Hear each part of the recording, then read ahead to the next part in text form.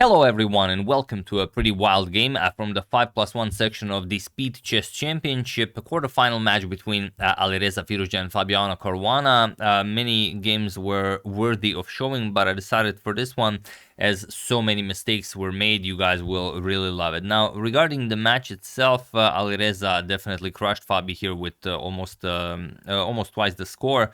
The final result, as you can see, 14.5 to 8.5. Alireza won the 5+1 section with 4.5 to 2.5. Then 5.5 to 2.5 in the 3+1 section, and then 4.5 to 3.5 in the 1+1, the bullet section.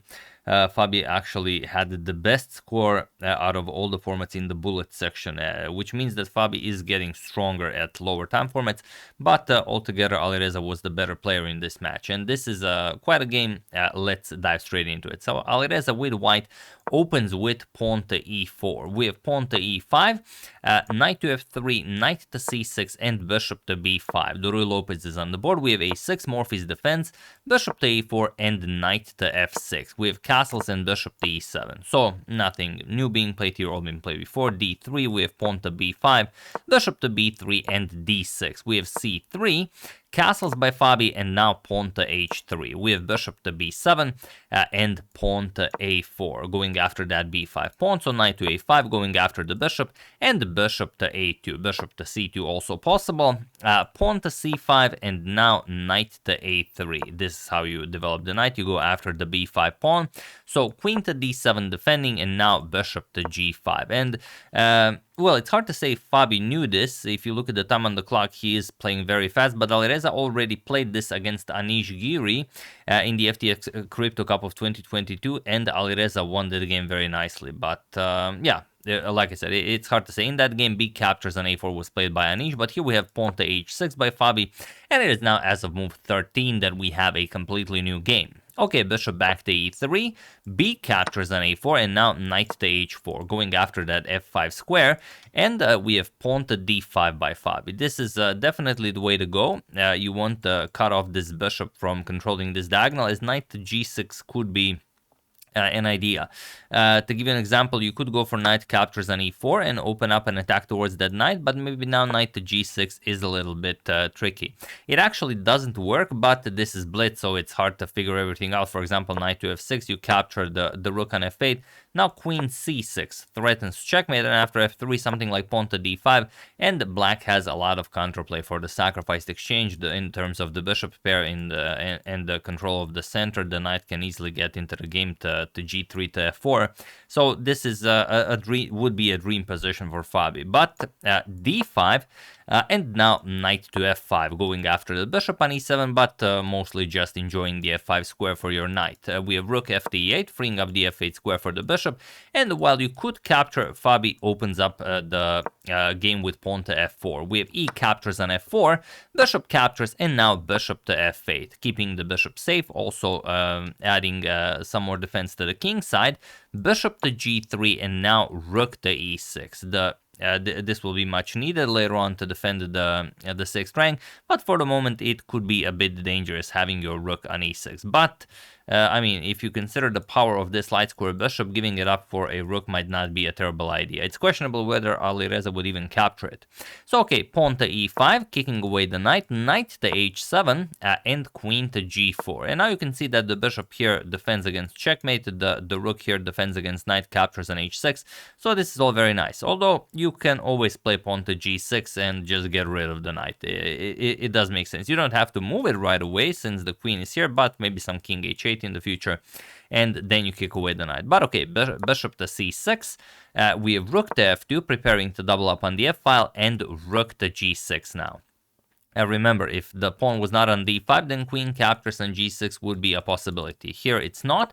Queen h4, we have knight to b3, attacking the rook, also cutting off the diagonal, and rook a to f1, nicely doubling up on the f-file. We have knight to g5, and queen to h5, and now rook to e8. Here pawn to c4 would be a very nice idea. Fabi goes for rook to e8, and now pawn to h4. Alireza kicks away the knight from g5, knight to e6, and now king to h2. We have pawn to d4, now opening up the light square bishop, which as you can see is very, very unpleasant. and now knight to c4. Okay, you take something, you give a little something back in the form of the freshly vacated c4 square. D captures on c3, b captures, and now queen captures on d3. And if you look at the position now, material-wise, Fabi is just up 2 pawns, which means that unless something is very wrong with the position, he should be winning. But something is very wrong with the position. Again, it's blitz, both of them below the 1 minute mark. Alireza doesn't find it. He plays knight c to d6. The tricky move to spot is knight f back to e3. And now look at this. There's no good defense against bishop to b1. I mean, this is just crushing. Doesn't matter if you move the queen or not. There will be no square for the rook, and you're just gonna win some very much needed material. And after queen captures on d3, knight c to d6, that was played in the game.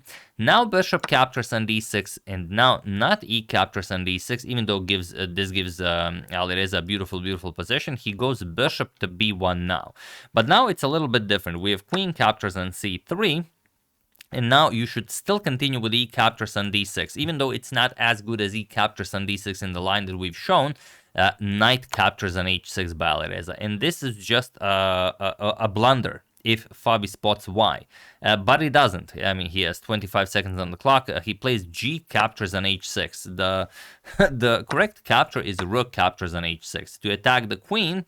And then after something like queen captures on f7, probably why he decided against it, and e captures on d6, it looks terrible, but there is rook g8. Rook g8, and black is still objectively winning. But at this point, it's already very hard to talk about objectivity. I mean, with so little time on the clock. G captures on h6 was played. Now bishop captures on g6, f captures, queen captures on g6, knight to g7, and only now e captures on d6. We have knight to d4, preparing to bring the knight back to help out with the defense. Rook to f7, threatening mate in 1, so Fabi brings the knight back. Now the knight and queen are guarding g7, and pawn to d7, attacking the rook, rook d8, and now rook to e7, preparing to go for rook 1 to f7, and then have a triple attack on that knight on g7. We have bishop captures on d7. Fabi eliminates this annoying pawn, and now queen f7 check is actually winning, but Alireza triples up, rook f to f7, and now the position is again equal, believe it or not. But you have to find bishop to e8, which is very hard with a few seconds on the clock. Point is that g7 is sufficiently defended, and there's really no good move here for... with bishop to c7, you're still sort of in the game, but I mean, good luck finding bishop to c7 with 2 seconds on the clock that Alireza has. So after rook f to f7, bishop to c6 was played, and now we have rook captures on e6 is just a free piece. There's no move you can make after that, but again, little time on the clock. Rook to f6 was played. This attacks the knight and also cuts off the queen's defense of the knight on g7, and now comes queen to d2. Rook to d2 is still perhaps playable, but after queen to d2, the game is now completely winning, but, well, Alireza has 1 second on the clock. He's playing an increment. There is zero way you find the winning idea here for white. Even if you took like a minute here, you know, you're not under stress. You're comfortable in your own home. You know, just enjoying some chess. Feel free to pause the video and try to find the winning idea for white while I give you a couple of seconds here.